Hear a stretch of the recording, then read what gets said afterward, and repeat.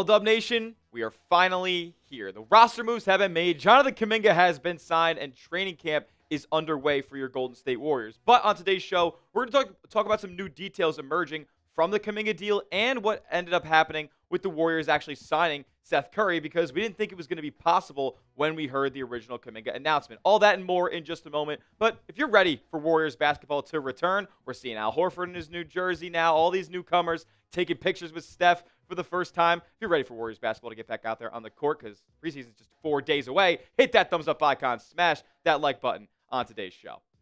Alrighty, so the Warriors signed Seth Curry. And to be honest with you guys, it was heavily rumored that it was going to happen, but when the final Jonathan Kuminga number came out, it didn't seem like the Warriors had enough room to be able to fit Curry, as they are hard capped now at the second apron. But they bring him in. They are bringing the Splash family finally together for the first time. And look, man, he's not going to be a mainstay in the rotation by any means. He definitely has some defensive deficiencies. And, there's not much offering to his game outside of what he can do from beyond the three-point line. But when he is letting that thing fly, I mean, it's unbelievable. Basically a 50% three-point shooter for his entire career for the most part, 45% a couple of seasons ago. And, he took that one dip when he was in between Dallas and Charlotte in 23-24. But this guy's just been a knockdown shooter his entire career. I don't anticipate him playing, 15, 20 minutes a game most nights, but there's going to be times, maybe early on-ish in the season. We'll talk about how early that can actually be in a moment, but maybe later in the year as well, post-All-Star break, when these veterans are resting and all that stuff, because the Warriors medical staff is going to be resting their aging veterans this season. Seth Curry will factor into the lineup at some point. But like I said, we didn't think this was going to be possible, because with the Warriors signing Al Horford to the taxpayer mid-level exception, they didn't exactly have the room to sign a full vet minimum contract for Seth Curry at this point. So where does that leave us here? Well, let's just go through the Warriors free agency moves after they've all been made. Keith Smith of SpotRack gave us a little bit of a full rundown of the numbers that they have all generated here. Jonathan Kuminga making $22.5 million in the 25-26 campaign. Also includes a 15% trade bonus, also known as a kicker. We'll talk about that in just a moment. He did waive the no-trade clause, as we know. As Shams reported that both sides, Kuminga and Golden State, will be looking to find trade avenues once that restriction is lifted on January 15th.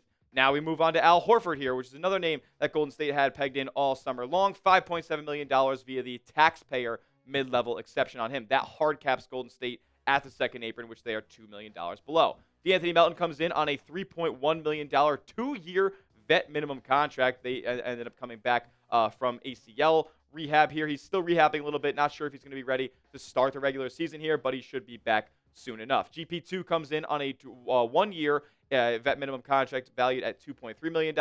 No trade clause comes with that, but, I mean, how big of a trade chip really is GP2 at this point? And then Seth Curry comes in, not on a vet minimum contract to start, not a guaranteed deal really whatsoever. It's an Exhibit 9 contract, which is essentially a training camp deal. And where the Warriors are at right now, unfortunately, Seth Curry will not be a part of the roster to start the regular season. We're kind of separating the Splash family right after we're getting them put together here. Since the Warriors are just $2 million from their second apron hard cap, they can re-sign Seth Curry or any vet minimum player on November 11th. If they were to sign him to a contract right now, it's all guaranteed like D'Anthony Melton's, it would be over $3 million.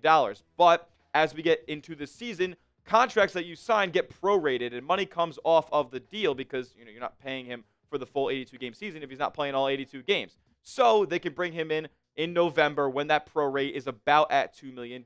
So time will have to wait. He'll play in the preseason. He'll play through training camp. They just wanted to get him in early here so he could be acclimated with the rest of the Dubs. And make sure you are subscribed, because the coverage does not stop here. I know we've been covering the Dubs all offseason long, the whole Kuminga saga, but the coverage is only going to get increased as the season gets closer and closer. We'll be doing watch parties for Warriors games all year long. Daily videos on the channel every single day. So if you want free, informative Warriors content right here on YouTube, hit that subscribe button right now, youtube.com/WarriorsTV. So bringing in Seth Curry complicates a couple of things, and it specifically complicates a couple of things concerning Jonathan Kuminga and when and if they end up trading him. We're going to talk about that in just a moment. But first, I got to tell you guys about our sponsor on the program. This episode is brought to you guys by Prize Picks. You and I make decisions every single day, but on Prize Picks, being right can get you paid. And with basketball season right around the corner, you want to get involved with the best daily fantasy sports app because it's daily fantasy made easy. You can win up to 2,000 times your money just by picking more or less on 2 to 6 players' stat projections. PrizePicks is the only app that offers stacks, meaning you can pick the same player up to 3 times in the same lineup. It's football season right now, so if you want to pick more on Josh Allen's pass yards, rush yards, and touchdowns, now you can pick all of them in the same lineup only on PrizePicks. It's also becoming a little bit of a social thing as well. You can follow other PrizePicks players directly on the app and copy their lineups in one click. Whether it's a friend, a celebrity partner, or just someone whose picks you like, hit the follow button and check out every lineup they create in the new Feed tab on PrizePicks. Trust me, guys, I've been a customer longer than they've been a sponsor here at Chat Sports. It's my favorite app to play. And I got a lineup, if you guys think I'm talking gibberish right now, for you to show you for Week 5 of the football season. Dalton Kincaid, more than 33.5 receiving yards for the Buffalo Bills. I like that matchup against the Pats. Drake May, more than 25.5 rush yards. I got that on primetime as well. And the QBs always love to use their legs under the bright lights. Give me Josh Allen, more than 30.5 rushing yards as well. If all 3 of these picks hit, I win 6x my money on PrizePicks. And the deals don't stop there. We can get your $50 in your account in lineups when you play your first $5 lineup, but you got to use our promo code CLNS. So download the PrizePicks app today.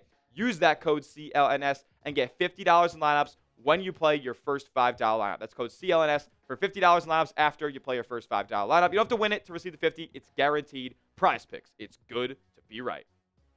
So Jonathan Kuminga ends up complicating situations here because he has a trade kicker on his deal. We mentioned it before, but the Warriors have a little bit of a, kind of a fork in the road when it comes to making a JK trade. Perks, GSWCBA on Twitter, go look at his stuff. He knows a lot. He said the new interesting angle in this deal, which caused a bit of confusion at first with how it's reported, is the 15% trade bonus, synonymously called a trade kicker. This is something that a player only receives if he is actually traded, and is something that the team trading away the player is the one that is on the hook for. Meaning, if the Warriors were to trade Kuminga, while his salary would come off the books and be replaced by the incoming salary they receive in the trade, that trade bonus would still count against their cap sheet for that season. The bonus itself is 15% of the remaining value of the contract, not including option years, so it would just be a 15% of Kuminga's salary for the season at the time of his trade. So when we were talking just before about Seth Curry and the whole, not signing him until November because it gets prorated, well, the same thing kind of applies here with Kuminga. The later you trade him in the season, the less that kicker is going to be because, when you trade him, the contract that the team's paying him for the season is going to be less. And this all matters because the Warriors are definitely trading Jonathan Kuminga. And it's one of those weird situations where if you end up trading him, that's why the contract looks the way that it does right now, because the offer out there from Golden State was 2 years for 45. Now it's 2 years for 48. The reason that it looks like that is actually because Aaron Turner just told Shams Charania to report it like that. That's including the trade kicker. So basically, with the way that it's reported right now, it's guaranteed that Jonathan Kuminga is going to be traded. But Mike Dunleavy, at least right now, isn't agreeing on that same sentiment. Tim Bontemps came in with this from the Warriors presser earlier. He said, when asked about Jonathan Kuminga's contract and the possibility of a trade in the future, Dunleavy said that while a year ago right now, he felt like he needed to make the team better, but that the other way this roster looks now, this summer he didn't feel the same way. So I guess he's a little bit more confident in Kuminga coming back and gelling and buying in a little bit more. We will see. But how we kind of lump Seth Curry and Kuminga all together here, with the Warriors being $2 million away from that second apron, Kuminga's trade kicker would be less than $2 million. So if you're just trading him straight up as it stands right now, it's fine. It makes no difference, and the Warriors will be able to make any deal possible. But if they sign Seth Curry for around $2 million, things get a little bit more difficult. Like, now you're right up at that second apron. So the 15% trade kicker that Kuminga has, when you deal him, would put you over that, and it would make the trade impossible. So that I know it's a lot of NBA money stuff that it gets really complicated. They just make it so hard to make trades and transactions in this league at this point. But it would make things a little bit more difficult here if and when you sign Seth Curry. Maybe they wait till December. How long is Seth Curry willing to wait? That is the question. He will cost about $2 million on November 11th. So that's going to put them right at the hard cap, and it'll make a JK trade difficult because you would have to add another player on top of him, sending them away to a new deal. Now, to wrap things up a little bit here, Jonathan Kuminga's first practice with the Golden State Warriors as he returns back here will be on Thursday. He did not show up for media day. He did not show up for the first day of training camp, but he will be back with Golden State on Thursday. And there's going to be a couple of things going on here for Jonathan Kuminga. It looks like Steve Kerr, and we know how the whole relationship between those two guys have gone. It's been a little bit rocky, at least on the basketball court. Personally, from all accounts, things are all right for the most part. But it looks like Steve Kerr is setting up a little bit of a come to Jesus moment with Jonathan Kuminga here. He plans to have an extended big picture talk with JK. Now, what does that mean? I don't exactly know. But we do know is that Steve Kerr probably has to showcase Jonathan Kuminga in his rotation pretty substantially if the Warriors want to get some value back in a trade at some point this season. So they're going to talk it out, talk about JK buying in. Look, man, there's two things that he needs to do in order to get good trade value back for Golden State, which I know he doesn't care that much about, but also get paid next offseason because what his agent said is this contract is designed to be ripped up next summer. So there's two things all he has to do to be able to get paid off next summer: defend and rebound.